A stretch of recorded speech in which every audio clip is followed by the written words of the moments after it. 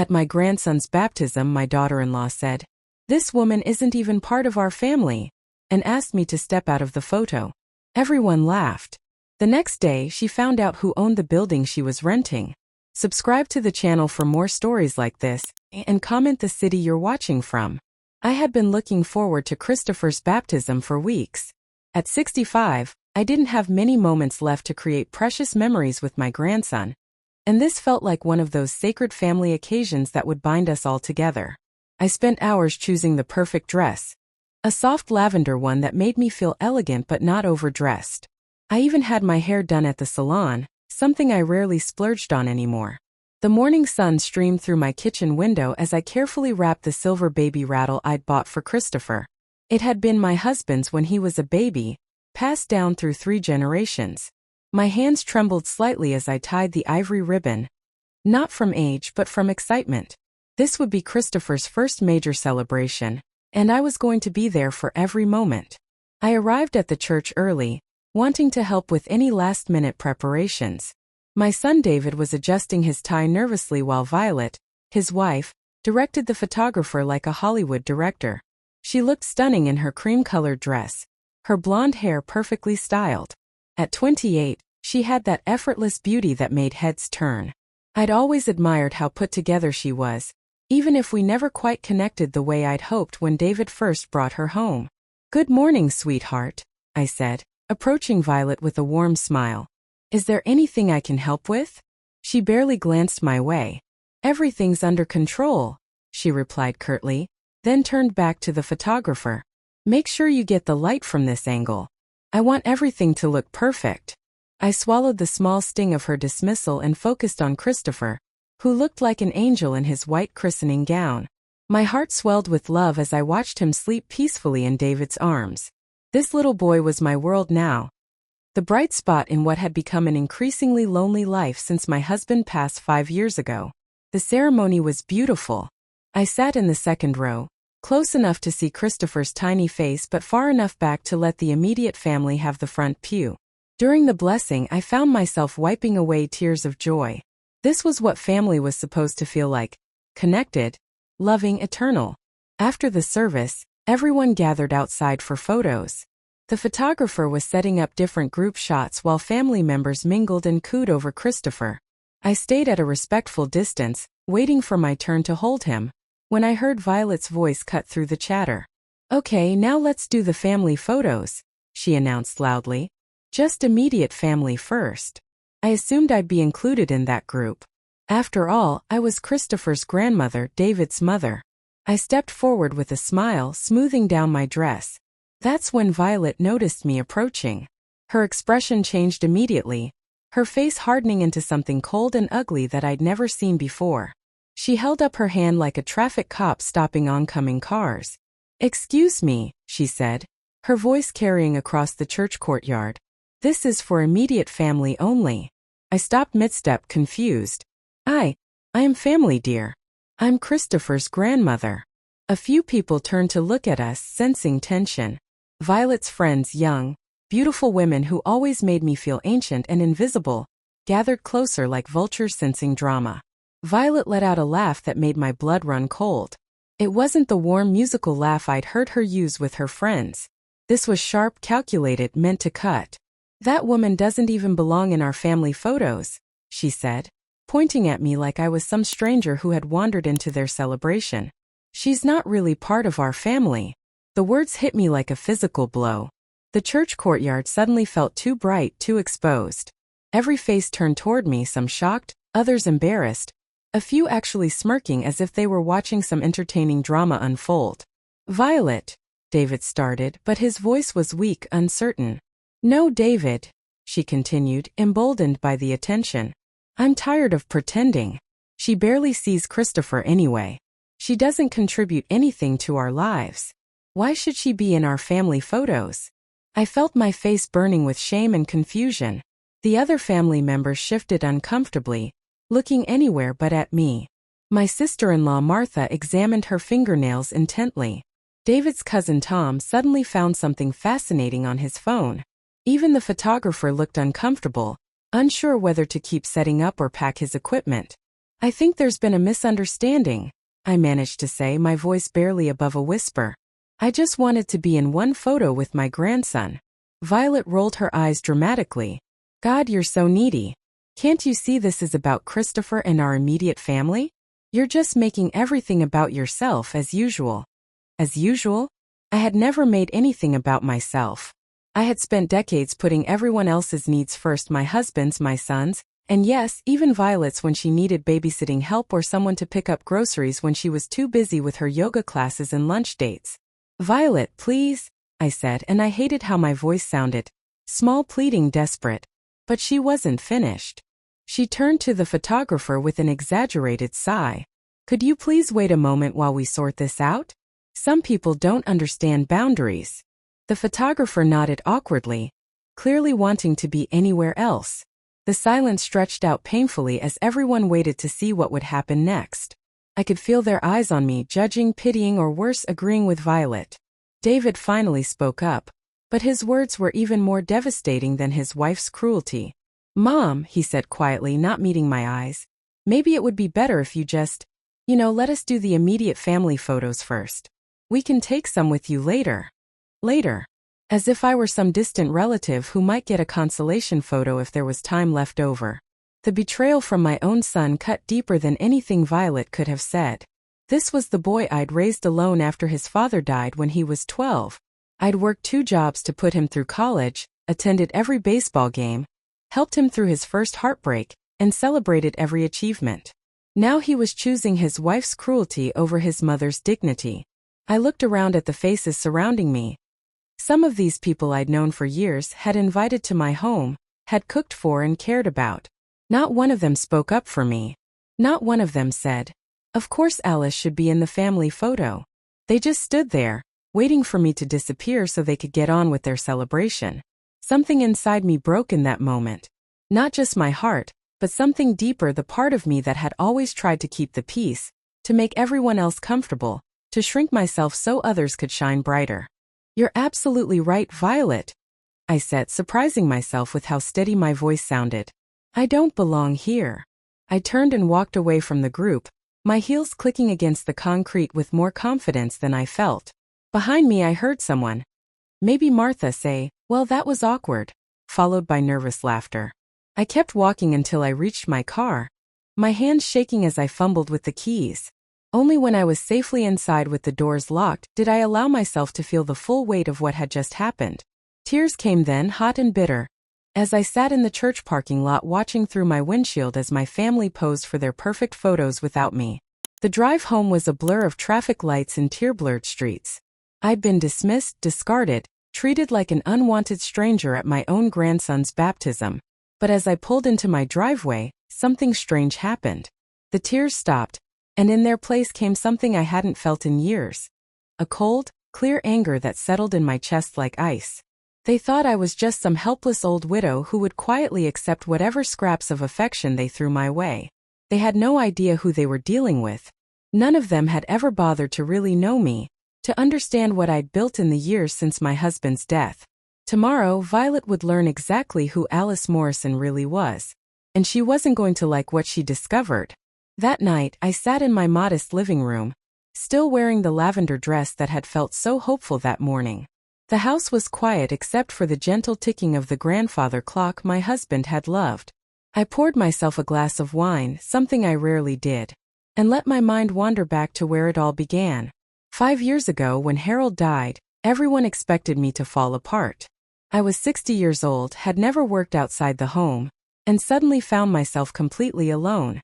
David was busy with his new job and his new girlfriend Violet.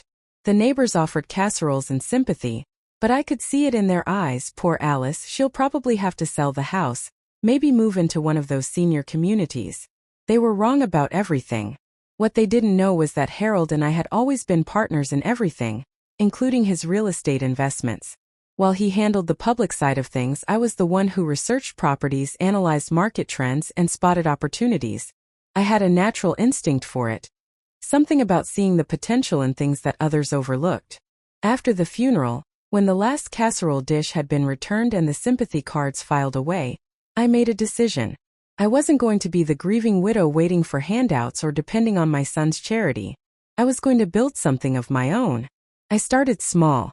There was an old duplex on Maple Street that had been on the market for months. The listing photos made it look terrible. Outdated fixtures, peeling paint, overgrown yard. The asking price kept dropping because no one wanted to deal with the work it needed. But I saw something different when I walked through it. Good bones, solid structure in a neighborhood that was slowly improving. I used part of Harold's life insurance money to buy it, then spent 6 months learning how to be a landlord. I painted walls, installed new fixtures, and landscaped the yard myself. YouTube became my university, teaching me everything from basic plumbing to tenant law. When I finally rented it out, I was getting $300 more per month than the previous owner ever had. The duplex was just the beginning. Over the next 5 years, I quietly acquired 6 more properties around the city. I became an expert at spotting diamonds in the rough, buildings that needed work but had potential. I learned to negotiate, to manage contractors, to screen tenants. I read every real estate book I could find and attended investment seminars where I was usually the only woman, often the oldest person in the room. But here's the thing. I never told anyone what I was doing. When David asked how I was managing financially, I just smiled and said I was getting by on Harold's pension and Social Security. When neighbors saw me coming and going at odd hours, I told them I was volunteering at the community center. I let everyone believe exactly what they wanted to believe, that I was just another lonely widow filling her days with harmless activities. The truth was I was building an empire. A quiet, careful empire that no one suspected existed. My latest acquisition was a 12-unit apartment building downtown called Riverside Manor. It wasn't in the best neighborhood, but it was solid, well-maintained, and fully occupied. The previous owner was retiring and wanted a quick sale. I'd been watching the property for 2 years, waiting for the right moment. When I made my cash offer, yes, cash, the seller's realtor actually called to confirm I was serious. "Mrs. Morrison," he said, "this is a significant investment. Are you sure you understand what you're taking on?" If he only knew. By that point, I owned 7 rental properties generating over $8,000 a month in passive income. I understood exactly what I was taking on, but I kept up my quiet facade. When I signed the papers, I wore my simplest dress and spoke softly, letting them think I was just a sweet old lady making an impulsive decision with her late husband's insurance money. People see what they expect to see, and they expected to see a harmless widow, not a shrewd businesswoman. The building came with a management company, Peterson Property Management, which handled all the day-to-day operations. I preferred it that way. It kept me invisible, just another name on the paperwork. The tenants paid their rent to Peterson. Peterson handled maintenance requests, and I collected my monthly statements without ever having to interact directly with anyone. It was the perfect arrangement for someone who valued privacy above all else. As I sat in my living room that evening, wine glass in hand, I pulled out the folder I kept locked in my home office. Inside were the ownership documents for all my properties, including Riverside Manor. I flipped through the pages until I found what I was looking for. The tenant list for Riverside Manor. Unit 7B. David and Violet Morrison. Monthly rent, $1,200. Security deposit, $2,400. Lease term, 2 years starting 18 months ago. I had known, of course. When Peterson Property Management sent me the initial application, I'd seen their names and felt a mixture of pride and amusement. David had gotten a good job with a tech company, and they were ready to move in together. The apartment was perfect for a young couple, modern kitchen, updated bathroom, balcony overlooking the river. I could have revealed myself then, could have waived their deposit or given them a family discount. But something held me back. Maybe it was the way Violet had started treating me even then. Politely dismissive, like I was some elderly relative to be tolerated rather than welcomed. Maybe it was David's increasing distance as he got caught up in his new life. Or maybe I just wanted to see who they really were when they thought no one was watching. Over the past 18 months, I'd received regular reports about their tenancy. David was a model tenant, quiet, respectful, always paid on time. But Violet was different. There had been complaints from neighbors about loud music during the day. She'd painted the bedroom without permission, a violation of the lease. And according to the management company, she'd been increasingly difficult to deal with. demanding immediate responses to every minor maintenance request, and getting hostile when things didn't happen on her timeline. 3 months ago, the report started mentioning late rent payments. First it was just a few days, then a week, then 2 weeks. According to Peterson Property Management, they were currently 3 months behind, $3,600 plus late fees. I had instructed the management company to follow standard procedures, which meant they were one missed payment away from receiving an eviction notice. Peterson had no idea that the landlord they were representing was the same woman whose son lived in the apartment. To them, I was just Mrs. A. Morrison, a property owner who preferred to remain uninvolved in day-to-day operations. As I closed the folder, I felt something I hadn't experienced in years: power. Real power, not the kind that comes from pleading or manipulating or trying to make everyone else happy. This was quiet power, the kind that comes from owning something valuable that other people need. Tomorrow, Violet would receive an eviction notice from Peterson Property Management. It would be formal, legal, impersonal. She would probably call David in a panic, maybe try to borrow money from friends or family. She would scramble and stress and maybe even blame David for not earning enough or managing their finances better. But she would never, in her wildest dreams, imagine that the elderly woman she'd humiliated at the church was the same person who now held her housing security in her hands. I finished my wine and went upstairs to bed, sleeping better than I had in months. For the first time in years, I wasn't worried about what tomorrow would bring. I was looking forward to it. The next morning would mark the beginning of Violet's education about who Alice Morrison really was. And it was going to be a lesson she'd never forget. I was tending to my garden Tuesday morning when my phone rang. The caller ID showed Peterson Property Management, and I felt a small thrill of anticipation as I answered. "Mrs. Morrison, this is Janet from Peterson Property Management," came the professional voice on the other end. "I wanted to update you on the situation with your Riverside Manor tenants in Unit 7B. I set down my watering can and sat on my garden bench, trying to keep my voice neutral. "Yes, what's the update?" "Well, we served the eviction notice yesterday as planned. The tenants have 30 days to either pay the outstanding balance of $3,847 or vacate the premises." I have to say, they seemed quite shocked when they received it. I imagine Violet's face when she opened that official envelope, saw the legal language, the itemized list of late fees and unpaid rent. Did they say anything? The female tenant called our office this morning in quite a state. She was demanding to know who the property owner was, wanted to speak to them directly. She seemed to think there had been some mistake, that someone would want to work with them if they just explained their situation. Of course she did. Violet had probably never faced real consequences for anything in her privileged life. She was used to charming her way out of problems, to having daddy or boyfriends or eventually David smooth over her mistakes. "What did you tell her?" I asked. "Standard policy, of course. We explained that the property owner prefers to remain anonymous and handles all matters through our management company." She got quite upset, started raising her voice about how unfair it was, how they were good tenants who just hit a rough patch. I almost laughed. Good tenants don't fall 3 months behind on rent without communicating with their landlord. Good tenants don't paint walls without permission or generate noise complaints from neighbors. She also asked several times about payment plans or reduced rent, Janet continued.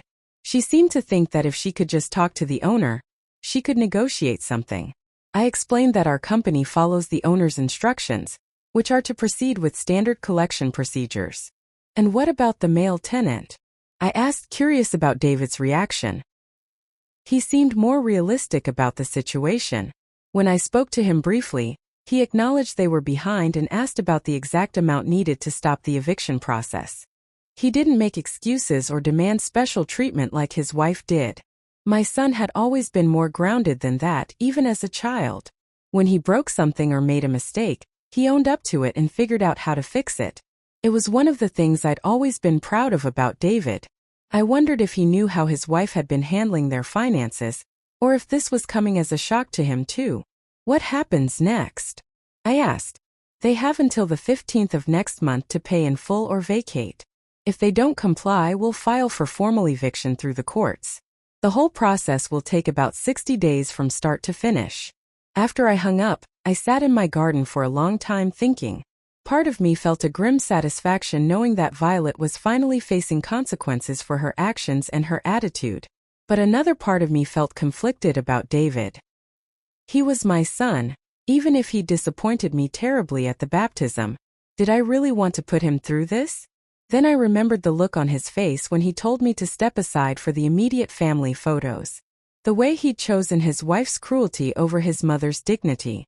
The way he'd let her humiliate me in front of everyone without saying a word in my defense. Maybe this wasn't just about Violet. Maybe David needed to learn something too. 2 days later, I was grocery shopping when I saw her. Violet was in the checkout line ahead of me, and she looked terrible. Her usually perfect hair was pulled back in a messy ponytail. She wasn't wearing makeup, and she kept checking her phone obsessively. The confident, cruel woman from the baptism had been replaced by someone who looked genuinely scared. I watched as she counted out exact change for her groceries. Just basic necessities, nothing fancy. The cashier waited patiently while Violet searched through her purse for the last few quarters. When she finally found them, her hands were shaking. As she gathered her bags, I heard her phone ring. She answered it immediately, her voice tight with stress. "Mom, I need to ask you something," she said, walking toward the exit. "David and I are having some temporary money problems and I was wondering." "No, I know you just helped with the wedding, but this is different. We might lose our apartment if we can't." I couldn't hear the other side of the conversation, but from Violet's face it wasn't going well. She stopped walking and leaned against a pillar, her free hand covering her eyes. "I understand, but we're really desperate here. The landlord won't even meet with us. They're hiding behind some management company and—" "What do you mean I should have thought of that before?" "Mom, please, we're family." The irony wasn't lost on me. Now suddenly family was important. Now suddenly family was supposed to help each other out. Where was that sentiment when she was excluding me from my own grandson's baptism photos? I watched her hang up the phone, her shoulders sagging in defeat. For a moment, she just stood there in the grocery store entrance, looking lost and overwhelmed.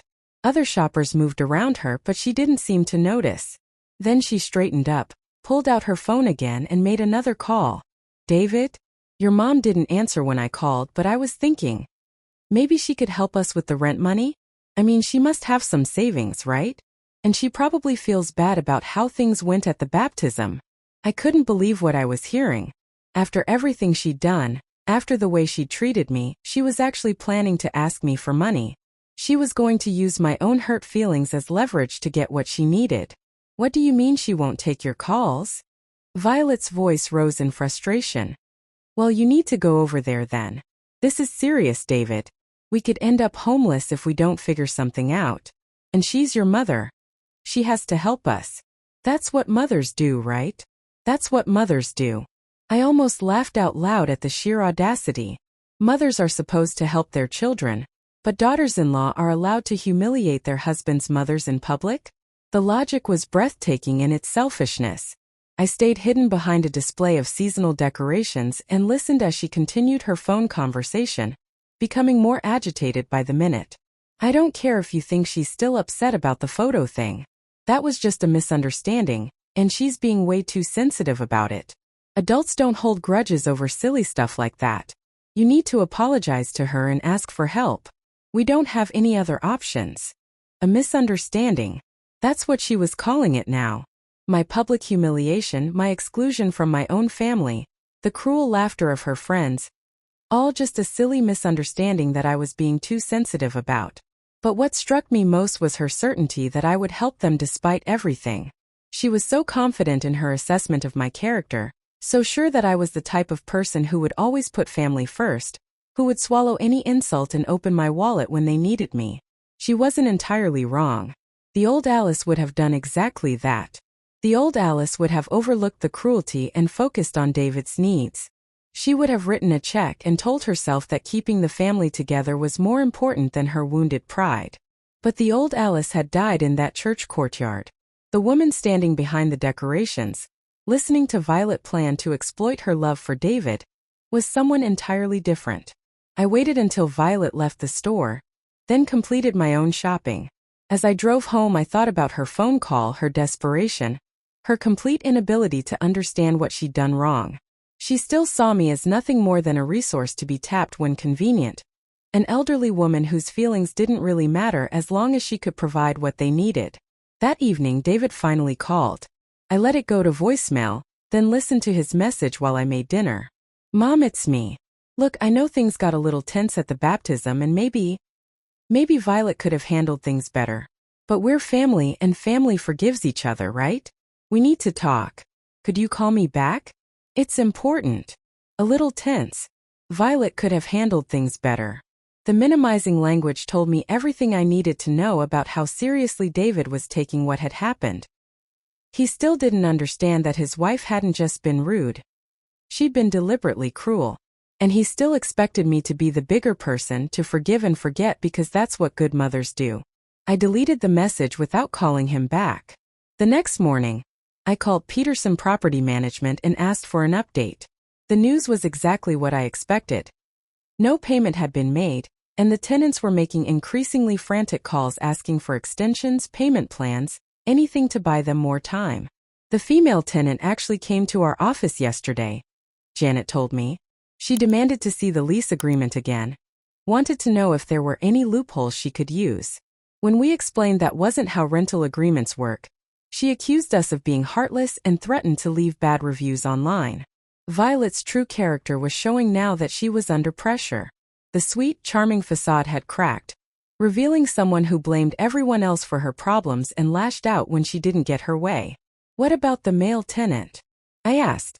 He seems more focused on actually solving the problem. He asked about picking up extra shifts at work, about selling some belongings. He's not happy about the situation, but he's not taking it out on our staff either. At least David was handling the crisis with some maturity, even if he'd failed me when it mattered most. Mrs. Morrison, Janet continued, I have to ask, is there any family connection here? The female tenant mentioned something about trying to reach out to family members for help. If there's any conflict of interest we should be aware of. No conflict of interest, I said firmly. Please continue with standard procedures. And that was the truth. There was no conflict of interest because Violet had made it clear that I wasn't really part of their family anyway. I was just that woman who didn't belong in their photos, remember? As I hung up the phone, I felt a strange sense of peace. The wheels were in motion now, and there was no stopping them. Violet would learn that actions have consequences, that you can't treat people like garbage, and then expect them to save you when your world falls apart. The lesson was just beginning. The confrontation I'd been expecting finally came on a Thursday afternoon. I was in my home office, reviewing financial statements from my properties, when I heard a car door slam in my driveway. Through the window I saw David's Honda, and my stomach tightened with anticipation. I took my time answering the door, letting him knock twice before I opened it. David stood on my porch looking haggard and uncomfortable, fidgeting with his car keys. Behind him, I could see Violet waiting in the passenger seat, her face pale and drawn. Hi, Mom, he said, his voice carefully neutral. Can we talk? I stepped aside to let him in, noting that Violet remained in the car. Apparently, she didn't have the courage to face me directly after what she'd done. Or maybe David was smart enough to know that her presence would make things worse. Would you like some coffee? I asked, leading him to the living room. No thanks. I can't stay long. He sat on the edge of the couch, his posture tense. Mom, I know things got complicated at Christopher's baptism. Maybe there were some misunderstandings, some hurt feelings. I sat across from him, my hands folded in my lap, and waited. I wanted to hear exactly how he was going to frame this, how he planned to minimize his wife's cruelty and his own betrayal. Violet feels terrible about the whole thing, he continued, not meeting my eyes. She was just stressed about the photos, wanting everything to be perfect. You know how weddings and big events can make people act differently. Is that what we're calling it? I asked quietly. Acting differently? David shifted uncomfortably. She didn't mean to hurt your feelings.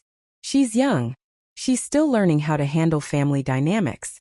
And the photography thing was just about getting the immediate family shots first. We were planning to include you in other photos. Were they? I hadn't seen any evidence of that plan when I left the church in tears. But I let him continue his careful reconstruction of events. The thing is, Mom, we're going through a tough time right now. David ran a hand through his hair, a gesture I remembered from his childhood when he was anxious. I took a pay cut at work a few months ago. They had to reduce everyone's hours instead of laying people off. And Violet's been looking for work, but the job market is really competitive right now. He was building up to something, laying the groundwork for his real request. I could see it in his body language, the way he kept glancing toward the window where his wife waited. "We've fallen behind on some bills," he said finally, "including our rent. We're facing eviction and we've tried everything we can think of. We've applied for assistance programs, looked into second jobs, even considered selling some of our furniture." I made a sympathetic noise, as if this was the first I was hearing about their financial troubles. "The landlord won't work with us at all," David continued, frustration creeping into his voice. "They're completely anonymous, hiding behind this management company. We can't even explain our situation to them directly. It's like they don't care that we're good people who just hit a rough patch." Good people. I wondered if David considered publicly humiliating his mother something that good people did. "I'm sorry to hear you're struggling," I said carefully. "How much do you need?" His relief was visible. "About $4,000 would catch us up completely and give us a little buffer." "I know it's a lot, Mom, but we're desperate. And I promise we'll pay you back as soon as things turn around." $4,000. It was nothing to me now, barely 2 months of income from my properties. A few years ago, it would have been my entire savings account. The irony was breathtaking. "That is a significant amount," I said, maintaining my facade of being a widow on a fixed income. "I'd have to dip into my emergency fund, maybe cash in some of Harold's old bonds." "I know, and I hate asking. But you're the only family we have who might be able to help. Violet's parents are still paying off their own debts from her wedding, and my dad." He trailed off. David's father had left when he was young, and had never been reliable even when he was around. "What about Violet?" I asked. "Is she looking for work?" David's jaw tightened slightly. "She's trying. But she's been a stay-at-home wife for a while now, and her resume has some gaps. Plus, she's been really stressed about the whole situation. The eviction notice really shook her up." I bet it did.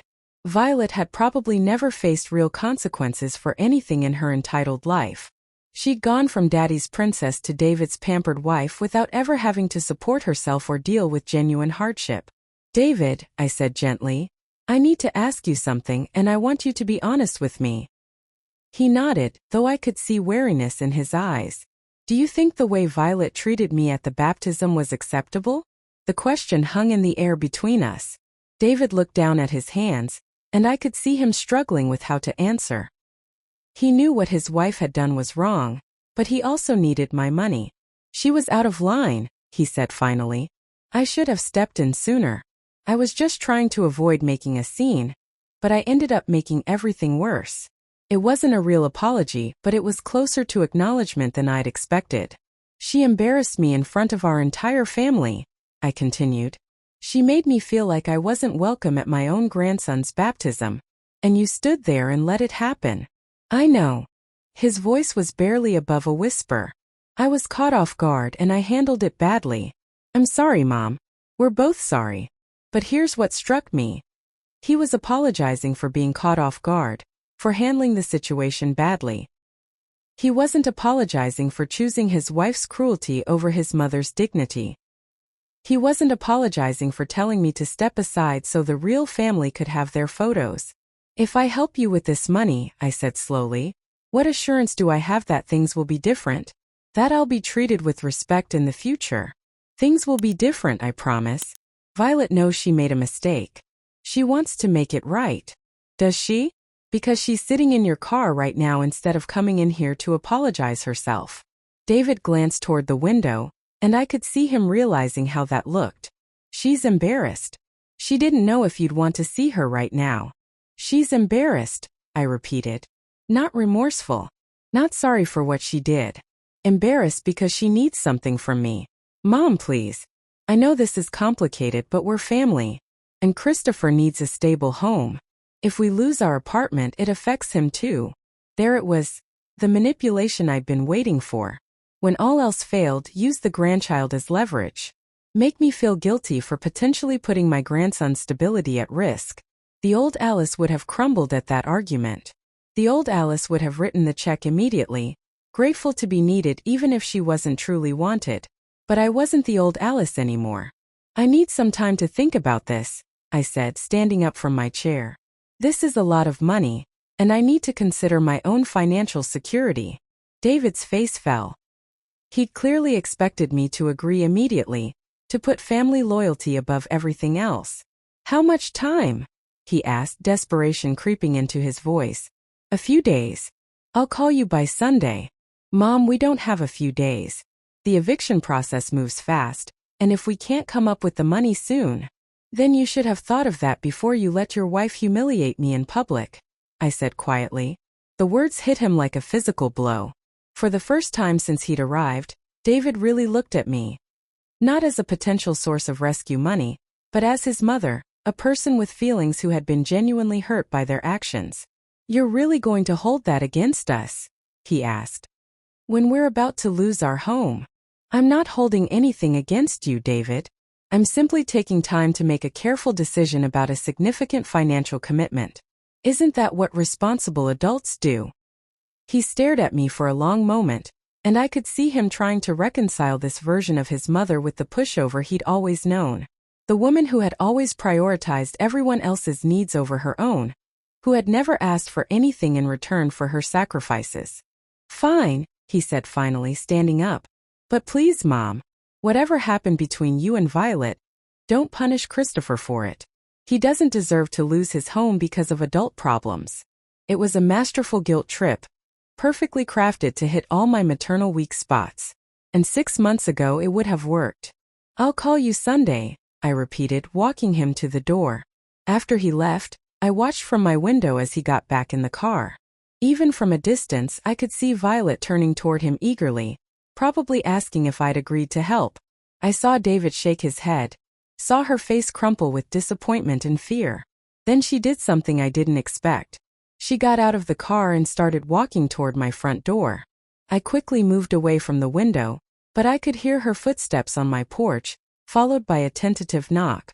When I didn't answer immediately, the knocking became more insistent. Alice, she called through the door. I know you're in there. We need to talk. I waited, curious to see what she would do next. Please. Her voice was muffled but desperate. I know I messed up at the baptism. I was having a really bad day and I took it out on you. That wasn't fair. A bad day. That's what she was calling her calculated cruelty now. Alice, please. We're about to lose everything. Our apartment, our stability, Christopher's home. I know you don't like me, but don't you care about what happens to your grandson? There it was again, using Christopher as a weapon, as if my love for him meant I should tolerate any abuse from her. The knocking stopped, and I heard her footsteps retreating. But a few minutes later, I heard something that made my blood run cold. She was crying loudly on my front porch, putting on a performance for any neighbors who might be watching. I just don't understand how family can turn their backs on each other like this, she wailed, her voice carrying across the quiet street. All over a simple misunderstanding about a photograph. I couldn't believe her audacity. She was actually trying to manipulate me through public shame, making it look like I was the heartless one for not immediately opening my door and my wallet. But two could play that game. I had spent 5 years learning to be strategic, to think several moves ahead. Violet had no idea who she was really dealing with. I picked up my phone and called Peterson Property Management. Janet? This is Mrs. Morrison. I wanted to discuss the situation with Unit 7B at Riverside Manor. Have the tenants made any attempt to pay what they owe? No payment yet, but they've been calling constantly asking for extensions. The female tenant was here again yesterday, getting quite emotional, demanding to know who owns the building. I see. And what's the next step in the eviction process? If no payment is received by Friday, we'll file the court paperwork on Monday. After that, they'll have about 2 weeks before the sheriff actually removes them from the property. Please proceed according to schedule, I said. No extensions, no payment plans. Understood, Mrs. Morrison. As I hung up, I felt something I hadn't experienced in years. The cold satisfaction of holding all the cards in a game that others didn't even know they were playing. Violet thought she could manipulate me with tears and guilt and public displays of desperation. She had no idea that I was the one controlling her fate, that every move she made was being watched and evaluated by the very person she'd so casually dismissed as unimportant. Sunday would come soon enough, and David would get his answer. But it wasn't going to be the answer they were hoping for. The real lesson was just beginning, and neither of them was prepared for what came next. Sunday arrived gray and drizzling, matching my mood perfectly. I had spent the weekend in careful contemplation, not about whether to help David and Violet. That decision had been made the moment she excluded me from Christopher's baptism photos, but about how to handle the conversation that would change everything. I called David at exactly 9 in the morning, knowing he'd be waiting anxiously by the phone. "Mom." His voice was strained, hopeful, desperate. "I've made my decision about the loan," I said without preamble. "And I'm sorry, David, but I can't help you." The silence stretched so long I thought the call had dropped. When he finally spoke, his voice was hollow with disbelief. "You can't or you won't?" "Both," I said calmly. "I can't risk my financial security for such a large amount, and I won't reward the way your wife treated me." "Mom, please. We're talking about losing our home. Christopher's home. You should have thought about Christopher when you let Violet humiliate his grandmother in front of your entire family. That's not fair. You're punishing a child because of something between adults." "No, David. You're punishing Christopher by prioritizing your wife's cruelty over your son's stability. You made choices, and choices have consequences." I could hear him breathing heavily, struggling to process what I was saying. This wasn't the mother he knew, the woman who had always sacrificed everything for his well-being, who had worked 2 jobs to put him through college, who had never said no when he needed help. "I don't understand you anymore," he said finally. "This isn't who you are. Maybe you never really knew who I was. Maybe you just knew the version of me that always put everyone else first. So what am I supposed to do? Just let my family become homeless? You'll figure something out. You're a smart, capable man. Maybe it's time you solved your own problems instead of expecting your mother to bail you out." The bitterness in his voice was unmistakable when he replied, "Fine. I guess I know where I stand now. Don't expect to see much of Christopher if this is how you're going to be." The threat hit its mark. He knew exactly how to hurt me.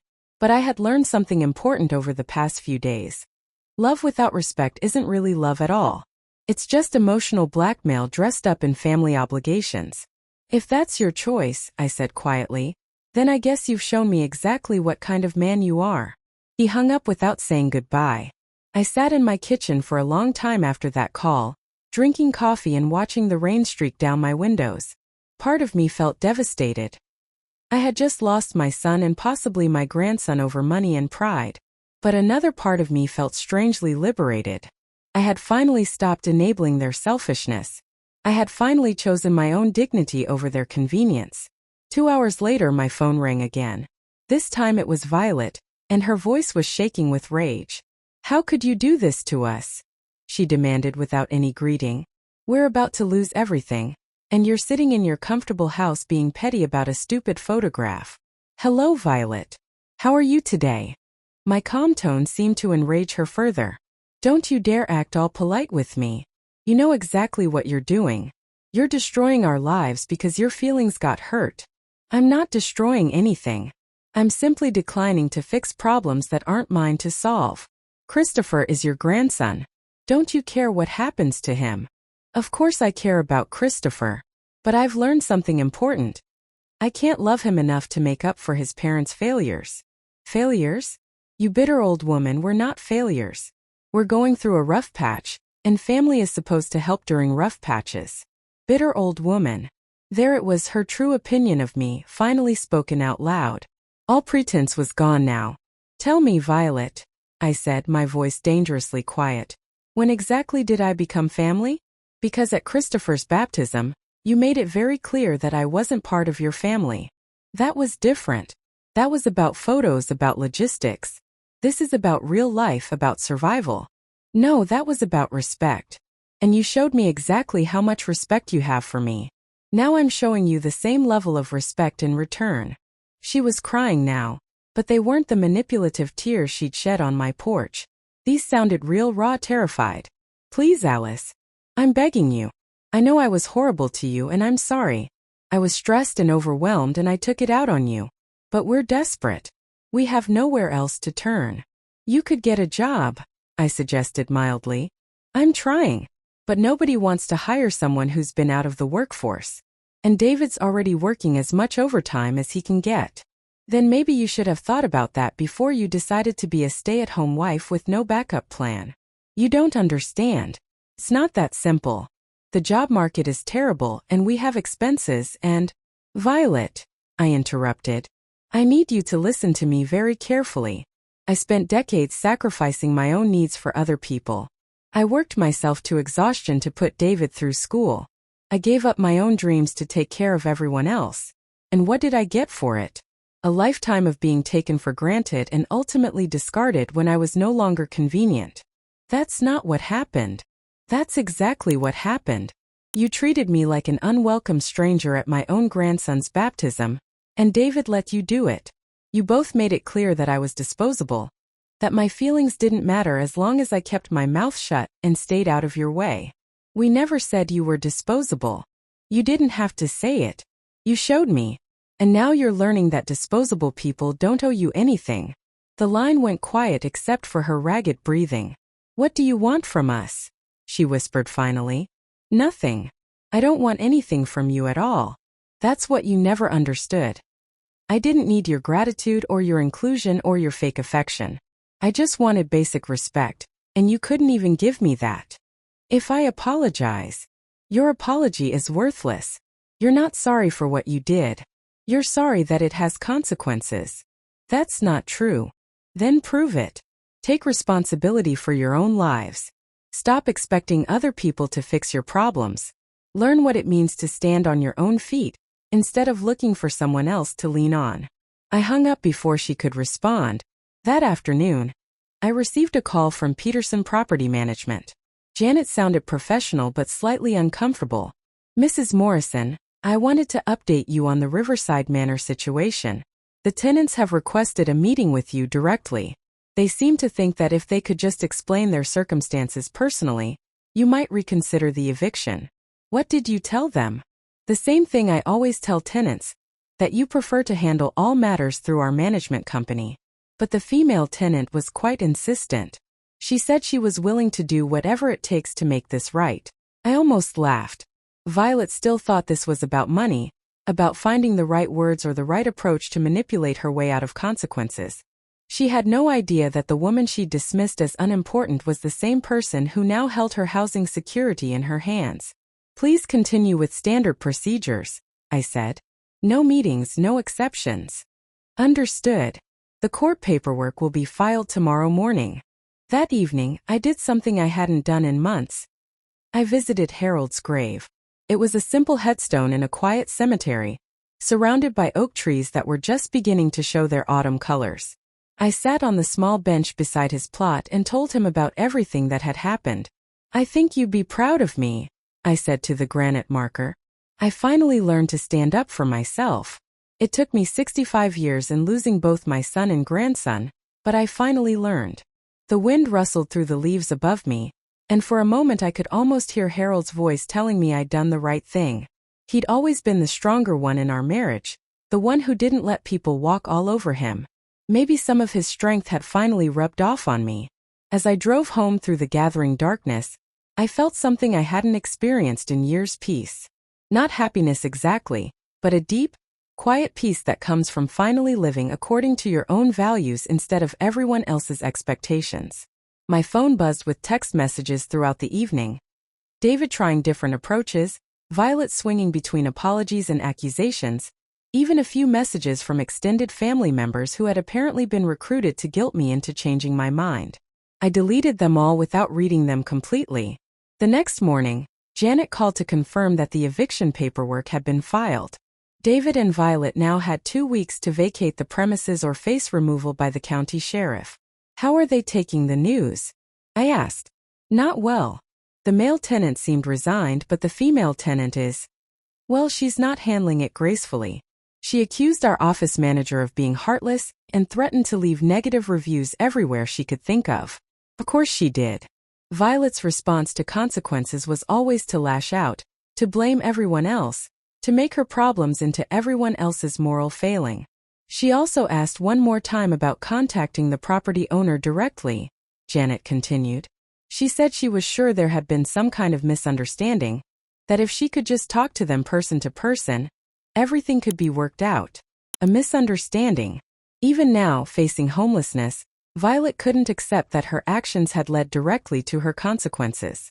She was still looking for someone else to blame, someone else to fix things for her. No contact, I repeated firmly. Please handle everything according to standard procedures. As I hung up the phone, I realized something that surprised me. I didn't feel guilty anymore. For the first time since this whole situation began, I felt completely at peace with my decisions. They had treated me as if I didn't matter, as if I was some pathetic old woman whose feelings were irrelevant as long as I could be useful when they needed something. Now they were learning what life was like when that pathetic old woman decided she'd had enough. The lesson was almost complete. Soon they would understand that every action has a reaction, every choice has a consequence, and respect isn't something you can ignore when it's convenient and expect when it's necessary. But the story wasn't over yet. The most important revelation was still to come. And when it arrived, it would change everything they thought they knew about Alice Morrison forever. The revelation came on a Wednesday morning, exactly 2 weeks after the court papers had been filed. I was in my garden, deadheading my roses, when I saw David's Honda pull into my driveway for the second time since our conversation. But this time he wasn't alone. Violet was with him, and from their body language, they weren't here to ask for money anymore. They walked up my front path like people heading to an execution, their faces grim and defeated. David's shoulders were slumped in a way that reminded me of when he was 12 and had to confess to breaking the neighbor's window. Violet looked pale and shaken, her usual confidence completely gone. I set down my gardening shears and went to meet them at the door, curious about what had finally brought them both to my doorstep. "Mom," David said, his voice hoarse, "we need to talk to you. It's important." I let them into my living room, noting how they both seemed smaller somehow, diminished by whatever they'd discovered. They sat together on my couch, but there was distance between them, a tension that hadn't been there before. "What's this about?" I asked, settling into my chair with the calm patience of someone who already knew the answer. David looked at Violet, then back at me, his face a mixture of confusion and something that might have been awe. "We found out who owns our building," he said quietly. I waited, keeping my expression neutral. "It's you, isn't it?" Violet whispered, her voice barely audible. "You're the landlord. You're the one who's been evicting us." The moment of truth had finally arrived. I could have continued the charade, could have acted shocked and denied everything. But I was tired of pretending, tired of hiding who I really was. "Yes," I said simply. The word hung in the air like a confession. David's face went through a series of emotions.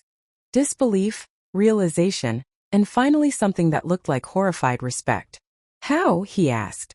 "How is that possible? You live in this little house, you drive that old car. You always said you were just getting by on Dad's pension." "I never lied to you, David. I just didn't tell you everything." Violet was staring at me like she'd never seen me before. "You've been watching us struggle, knowing you could end it all with a phone call, and you just sat there?" "I sat here and watched you face the consequences of your choices, yes. But we're family," David protested. "How could you let us get evicted when you had the power to stop it?" I leaned back in my chair, studying both of their faces. They still didn't understand. Even now, even knowing the truth, they thought this was about money or power or some cruel game I was playing. "Tell me, David," I said carefully, "if you had known I owned your building, would you have let Violet exclude me from Christopher's baptism photos?" His face flushed red. That's different. Is it? If you had known I was your landlord, would you have stood by while she called me that woman and told everyone I didn't belong in your family?" Silence. "Would you have let her humiliate me in front of 30 people if you'd known I held your housing security in my hands?" "That's not fair," Violet said, but her voice lacked conviction. "You're right, it's not fair. It's not fair that respect should depend on someone's bank account or their ability to help you. But that's exactly what happened, isn't it? You treated me like garbage when you thought I was just a powerless old widow. And now you're horrified to discover I actually had power all along." David buried his face in his hands. "Mom, I don't understand any of this. When did you become a property owner? How do you own multiple buildings? Where did this money come from?" So I told them.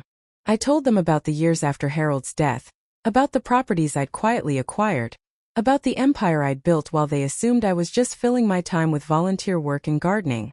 I told them about the duplex on Maple Street, the apartment complex downtown, the commercial property near the university. "I own 7 rental properties," I said, watching their faces as the scope of what I'd accomplished sank in. "They generate about $12,000 a month in income, not counting appreciation. I haven't needed Social Security or your father's pension for 3 years now." Violet's mouth fell open. $12,000 a month?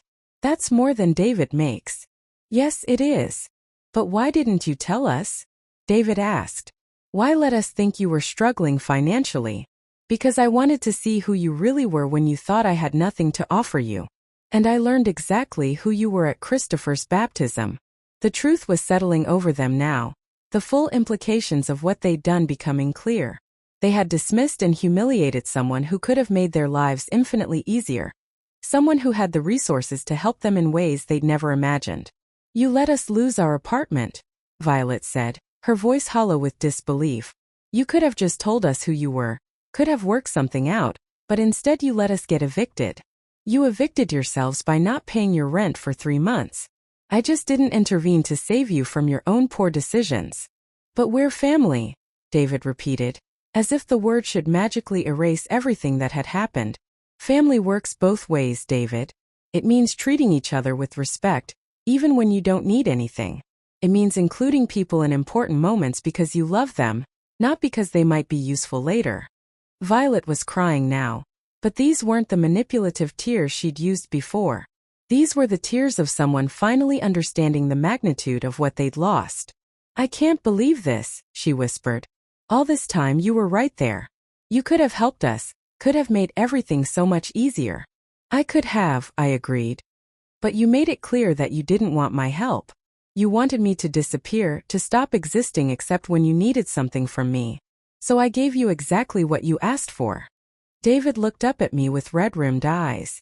"What happens now? Are you really going to let us become homeless?" "You're not becoming homeless, David. You're facing the consequences of your choices and learning to solve your own problems. There's a difference. Where are we supposed to go? How are we supposed to find another place with an eviction on our record? I don't know. But you're both intelligent adults. You'll figure something out." The conversation continued for another hour, with David and Violet cycling through anger, bargaining, and desperation. They couldn't understand how I could have such resources and choose not to use them to fix their problems. They couldn't grasp that this wasn't about money. It was about respect, dignity, and the way family members should treat each other. Finally they left, still struggling to process everything they'd learned. I watched them drive away, knowing this would probably be the last time I saw them for a long while. 3 days later, I received a call from Janet at Peterson Property Management. "Mrs. Morrison, I wanted to let you know that the tenants in Unit 7B have vacated the premises. They left the apartment in good condition and turned in their keys this morning."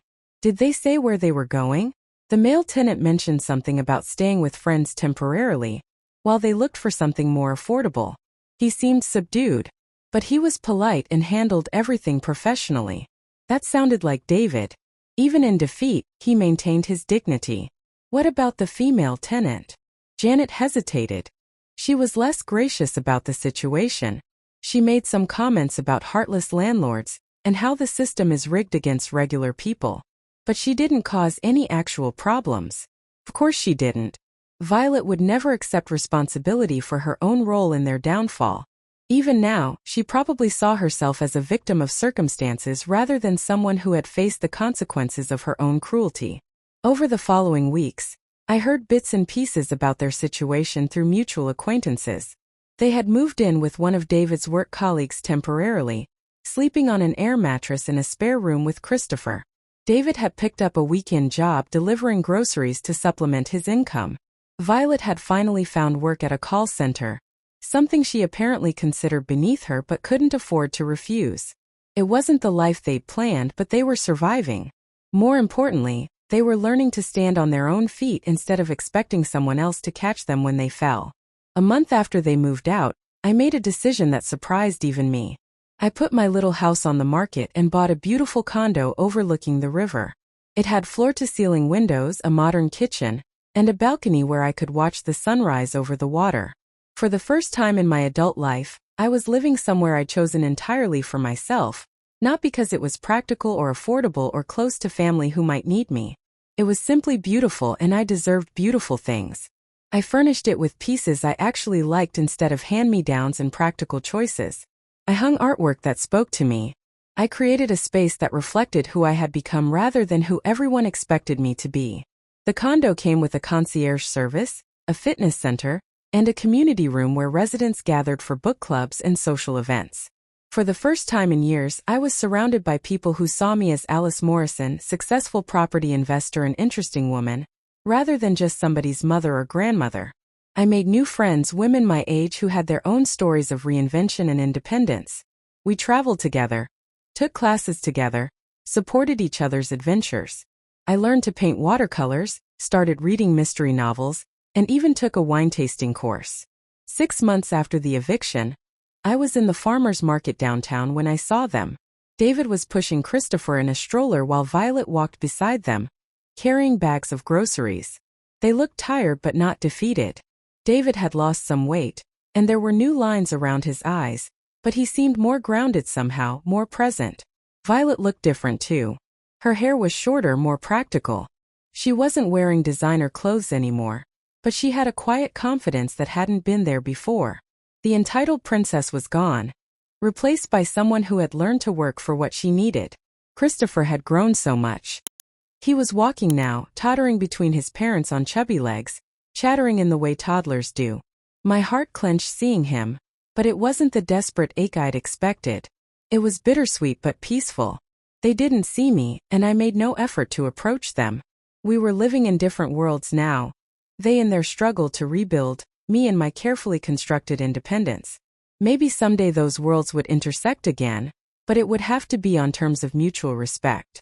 That evening I sat on my balcony with a glass of wine, watching the sun set over the river.